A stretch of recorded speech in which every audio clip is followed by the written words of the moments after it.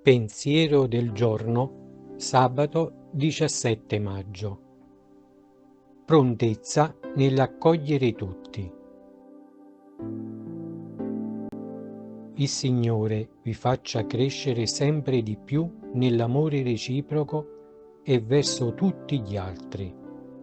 Dalla prima lettera ai Tessalonicesi, capitolo 3, versetto 12. Poiché l'amore è il centro della vita cristiana, se non avanza, tutta la vita del cristiano ne soffre, langue e può poi spegnersi. Non basta aver compreso il comandamento di amare il prossimo, è necessario farlo crescere, mantenendolo sempre vivo, attivo e operante. E questo avverrà se sapremo accogliere con sempre maggiore disponibilità e generosità le diverse occasioni che la vita ci offre ogni giorno.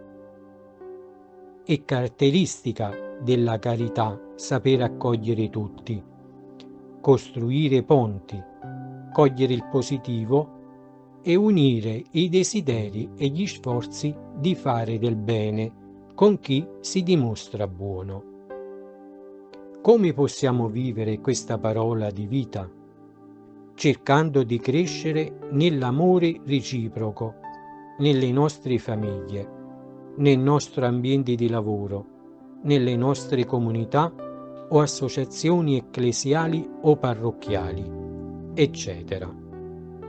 Questa parola ci chiede una carità sovrabbondante, cioè una carità che superi le misure mediocri e le varie barriere che provengono dal nostro sottile egoismo.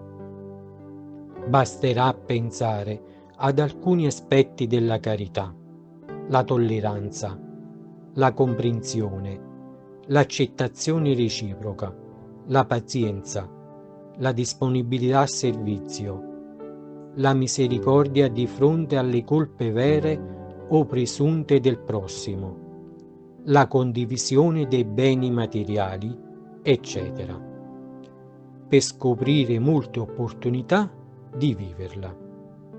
Sarà allora evidente che se questo clima di amore reciproco esiste nella nostra comunità, il suo calore si irradierà immancabilmente a tutti.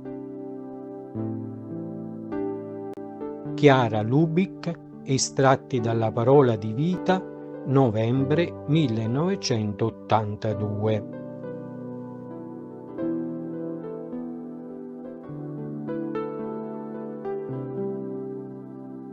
Ciao, se ti è piaciuto questo video, metti mi piace, dito in alto, e iscriviti al canale. È libero, gratuito e senza alcun impegno. Parola di vita, maggio 2025. Signore, tu conosci tutto. Tu sai che ti voglio bene. Vangelo di Giovanni, capitolo 21, versetto 17.